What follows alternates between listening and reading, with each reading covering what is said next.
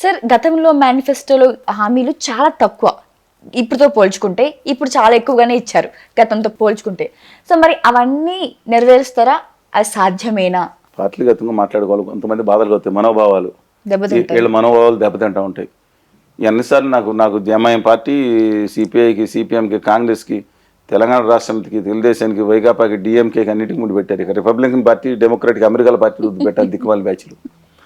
ఒకటి చెప్తా ఉన్నాను, హామీలు అమలప్పుడు చంద్రబాబు నాయుడు గారు ఏమన్నారండి, ఈ 13,000 ఇస్తేనే, లేకపోతే వాలంటీర్కి 5,000 ఇస్తేనే, లేదంటే ఏదైనా కానీ ఏదైనా చెప్పని ఈ ఫ్రీలు ఇస్తూ ఉంటే శ్రీలంక అయిపోతుందని చెప్పి, వెంజువల్ అయిపోతుందని అందరూ అన్నారు కదా. వాలంటీర్లకు జగన్మోహన్ రెడ్డి గారు రూపాయి పెంచారా? 100% పెంచింది కూటమి హామీ. కానీ ఇప్పుడు కట్ చేసేస్తారు. దాన్ని స్ట్రీమ్లైన్ చేసి చాలామంది తీసేసే అవకాశం కనపడతా ఉంది. రెండోది, సచివాలయ ఉద్యోగులు తీయడానికి వీలేదు, ప్రభుత్వ ఉద్యోగులు వాళ్ళు. సరే, రెండో విషయం ఏంటంటే 4,000 పెన్షను, పాత 2-3 కూడా కలిపి ఇస్తారని చెప్తున్నారు. జూలై 1వ తారీఖున ఇవ్వాల్సిన బాధ్యత కేంద్రం వైపు చూడాలి. ఒకటి అది కాకుండా ప్రతి మహిళకి ఇంకా కండిషన్స్ నాట్ అప్లైడ్. 18 ఏళ్ళు దాటిన ప్రతి మహిళకి పాకెట్ మనీ కిందో, ఆసరా కిందో 1,500 రూపాయల సంవత్సరానికి 18,000 ఇవ్వాలి. ఈ పెన్షన్లు కూడా ఎప్పుడు 59 వరకు, ఎస్సీ ఎస్టీ బీసీ మైనార్టీ మహిళ అయితే 50,000 వరకు.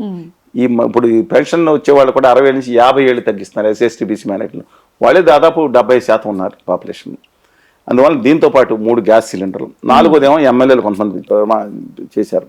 ఇక దాంతోపాటు ఉచిత బస్సు ప్రయాణం జిల్లా స్థాయిలో అనుకోవచ్చు.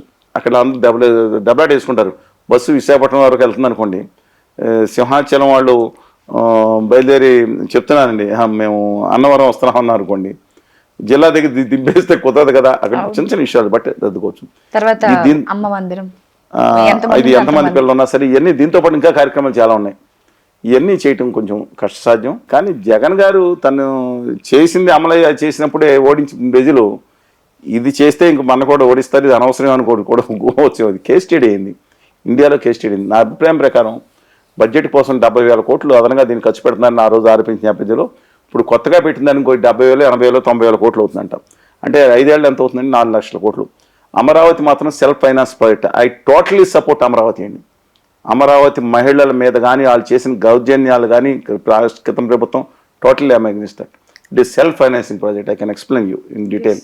బట్ సమాంతరంగా ఇచ్చాప నుంచి హిందూపురం కూడా డెవలప్ చేయాలని కోరుకుంటున్నాను. అమరావతి వరకు it will sustain, may take some time, it will sustain. కానీ మిగతా విషయాల్లో మాత్రం చాలా కష్టం అవుతుంది. కేంద్ర ప్రభుత్వ సహకారం రావాలంటే ఖచ్చితంగా హోదా విభజన హామీలు తెచ్చుకుంటే కనుక అది సాధ్యమే. సాధ్యం అవన దుర్మార్గులు, దుష్టులు, నీచులు అనే పదం వాడుతున్నా. ఆంధ్రప్రదేశ్ విభజన హామీలు, ప్రత్యేక హోదా వద్దనే వాళ్ళు నీచుల కింద లెక్క వాళ్ళు.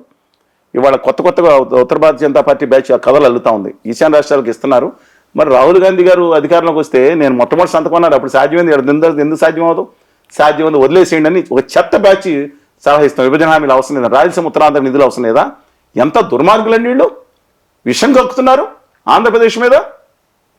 ఇవాళ లోకేష్ గారు ఏం మాట్లాడారు? విభజన హామీల కోసం నేను ప్రయత్నిస్తాను అన్న సంతోషం, ఒక పాజిటివ్ ఆస్పెక్ట్. జనసేన నేత సత్య గారు కూడా నాతో మనం విభజన హామీలు, ప్రత్యేక హోదా మీద ఒక అఖిలపక్ష కమిటీ ఏమైనా ప్రభుత్వాన్ని చేద్దాం, అందరం కలిసి వెళ్ళాలండి అని చెప్పారు. పాజిటివ్ అప్రోచ్ ఇది.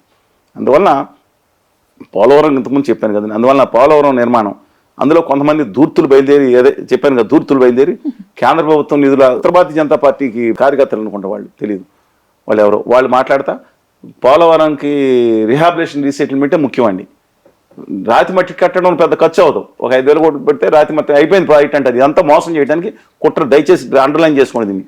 కొంతమంది బయలుదేరు, ఉత్తర భారతీయ జనతా పార్టీకి సంబంధించిన బయలుదేరి వచ్చి రాతి కట్టకు నిలిచాం, 5,000, 7,000 కోట్లు అయిపోయింది అంటారు. కాదు, 150 అడుగులు నిధులో నీళ్లు నిలబెట్టాలంటే, దాని నుంచి ఫుల్ లెవెల్స్లో లెఫ్ట్ అండ్ రైట్ కెనాల్స్కి వెళ్ళాలంటే, 960 మెగావాట్ల పవర్ తిరగాలంటే రిహాబిలేషన్ రీసెటిల్మెంట్ వాళ్ళకి ఇవ్వాలి. వాళ్ళకి ముంచేసి ఇవ్వటం కాదండి వాళ్ళ. అందువల్ల అది చేయటం ముఖ్యం అన్నిటికన్నా. అది కేంద్ర ప్రభుత్వం 100% చేయాలి. ఆ ఉత్తర భారతీయ జనతా పార్టీ అంటారు పొల్లోడు కొట్టి ప్రజల దగ్గర వసూలు చేయండి, ఆంధ్ర వాళ్ళ దగ్గర వసూలు చేయండి అనే దుర్మార్గమైన కుట్ర తెగబడుతున్నా ఆంధ్రాకి ద్రోహులు వాళ్ళగా భావిస్తున్నాను నేను, దయచేసి. అందువల్ల అలాంటి హామీలు కేంద్ర ప్రభుత్వం సహకారం అవసరం. నేను గొడవ పెట్టుకోవాలని కోరుకోవట్లేదు. మంచి జరుగుతుంది కాబట్టి వచ్చే నెల, 15 నెలలు, 2 నెలలు, 3 నెలలు ఆయన మీద వెయిట్ చేస్తాం. మేము సూచిస్తున్నాం, విన్నవిస్తాం చంద్రబాబు గారికి. దయచేసి హంబుల్గా ఇది సాధించండి. ఉద్యమాలు ఇప్పుడు మేము చేయము, తర్వాత చేస్తాం. ఏమైనా సాధించలేకపోతే తర్వాత మాట్లాడతాం. పూర్తిగా వాళ్ళ రాష్ట్ర ప్రభుత్వానికి సహకారం అందించాల్సిన అవసరం ఉంది అందరూ కూడా ఈ సమయంలో. డెఫినెట్గా ప్రతిపక్షం కూడా నేను జగన్మోహన్ రెడ్డి గారు కూడా విజ్ఞప్తి చేస్తున్నా, మీరు మీ ప్రతిపక్షం కూడా ఇవాళ అఖిలపక్షం ఇస్తే సహకరించండి.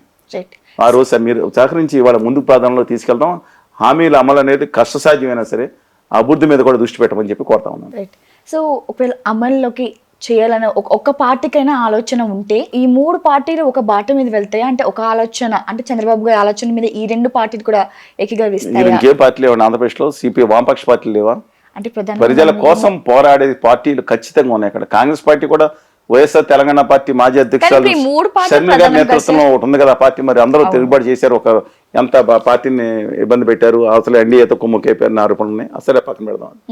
అందులో అద్భుతమైన నాయకులు ఉన్నారు కాంగ్రెస్ పార్టీలో. రాహుల్ గాంధీ ఈ విషయంలో మాత్రం రాహుల్ గాంధీ గారికి ఆంధ్రప్రదేశ్ ప్రత్యేక హోదా ఇచ్చినందుకు ఆ విషయంలో సెలెక్ట్ చేయాల్సింది.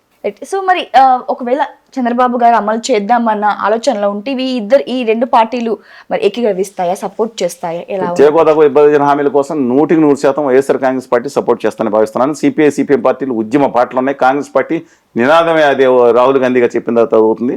రాష్ట్రంలో ప్రజానీకం 90% మంది మరి ఉత్తర భారత జనతా పార్టీ మాయలో పడి ఆంధ్రప్రదేశ్ మీద విషం గక్కే వాళ్ళు తప్ప ఖచ్చితంగా ప్రతి ఒక్కరు చంద్రబాబు నాయుడుగా తీసుకునే తమ హక్కుల కోసం విభజన హామీల కోసం ఆయన ఏదైతే తీసుకున్నారో ప్రతి ఒక్కళ్ళు మద్దతు ఇవ్వాలని కోరుతా ఉన్నాను. ఇవ్వని వాళ్ళు ఆంధ్రప్రదేశ్కి ద్రోహమే. వాళ్ళు దొంగ కబుర్లు చెప్పేవాళ్ళు, ఇది అక్కర్లేదని అటు ఇటు ఆడేవాళ్ళు మాత్రం ఆంధ్రప్రదేశ్కి అన్యాయం చేసేవాళ్ళు కానీ భావిస్తున్నాను. Let us support the chief minister Chandrababu Naidu గారి ఇష్యూ కాదు, ఆంధ్రప్రదేశ్ ముఖ్యమంత్రిగా ఉన్నారు కాబట్టి let us support him in this cause. నేను మిగతా ఇన్ దిస్ కాజ్లో సపోర్ట్ చేద్దాం. రాష్ట్రం బయటపడే అవకాశం ఉంది. రాష్ట్రం చచ్చిపోలేదు, జనాలను చచ్చిపోలేదు, ఏమో నాశనం అయిపోయింది. 50 ఏళ్ళు అంటున్నది. 50 ఏళ్ళు అని ఆయన చేసిన దుర్మార్గ పాలన కొంత ఉంది, కొన్ని మంది పని చేసి ఉంటుంది. రాష్ట్రంలో అద్భుతమైన యువత ఉన్నారు. ఇవాళ ఎక్స్పోర్ట్స్ 1,60,000 కోట్లు పెరిగిపోయినాయండి. చాలామంది తెలియదు. 2019 మీద పోల్చుకుంటే ఇండస్ట్రీస్ కొన్ని అమరాజు లాంటివి పంపిస్తే బలవంతమైన దుర్మార్గం, కానీ మిగతా చోట్ల పాజిటివ్. అందుకే రాష్ట్రం చచ్చిపోలేదు, యువత ఉన్నారు, సంపద ఉంది. ఓన్లీ కావాల్సిన కేంద్రం అండ ప్రత్యేక హోదా విభజన హామీలు. లేదంటే అక్కడక్కడ ఏదో ఫ్యాక్టరీలు వస్తూ ఉంటాయి, ఏదో డామ్ డిస్కొని టీవీలో వేసేస్తారు వచ్చేసినాయి అని, లులుమాలు వచ్చేసింది, 1,00,000 ఉద్యోగాలు పోయినాయి అని. ఆ లులుమాల్ లేదంటే హైదరాబాద్లో అందరూ మంజరి మాలని మూసేసిన మాల ఒకటి ఉంది.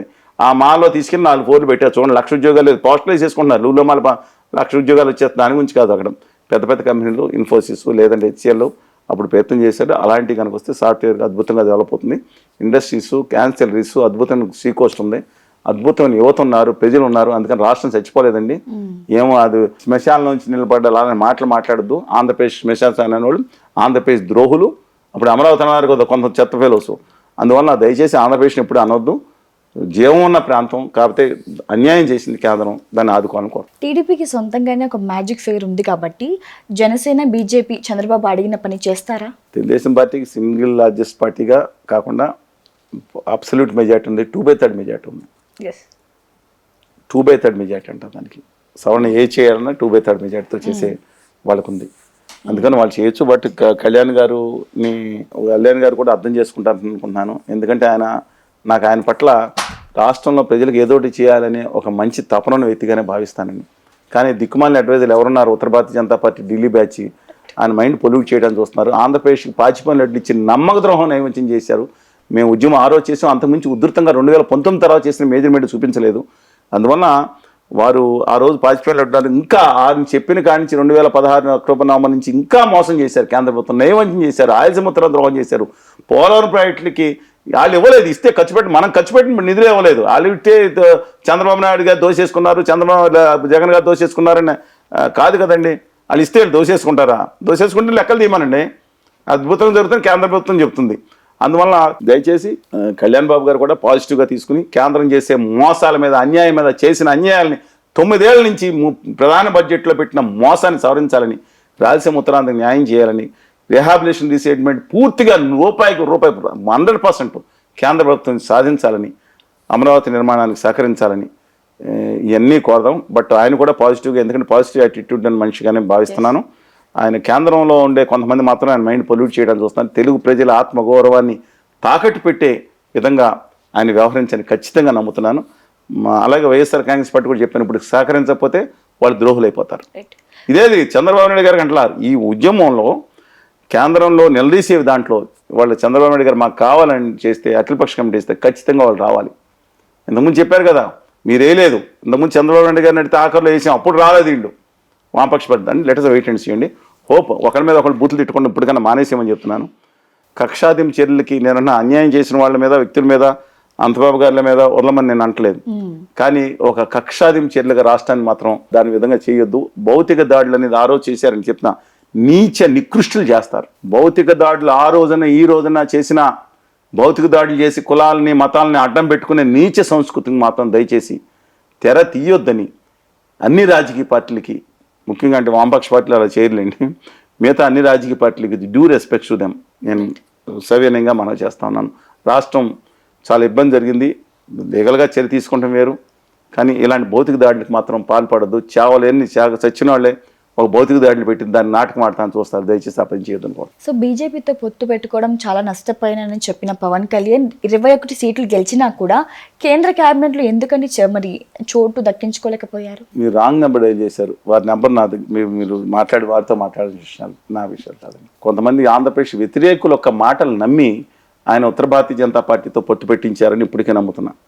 ఇవాళ ఎలాంటి పదే చెప్తున్నాను, మొత్తం 80% ఓట్లు వచ్చాయి. 174 సీట్లు నెగ్గేవారు ఉత్తర భారతీయ జనతా పార్టీ. ధైర్యంగా 25 పార్లమెంట్ సీట్లు వచ్చిందాక మీకు చెప్పాను. కష్టంగా రాజంపేట, అరకు, కడప, తర్వాత తిరుపతి అయితే 2,05,000 క్రాస్ అయిందని స్పష్టంగా వివరాలతో ఆధారాలు ఇచ్చాను. అందువల్ల అవుట్ రేట్గా ఉండేది. అసలు బీజేపీ కనుక లేకుండా ఉంటే 80% ప్రజలు వచ్చేవారు.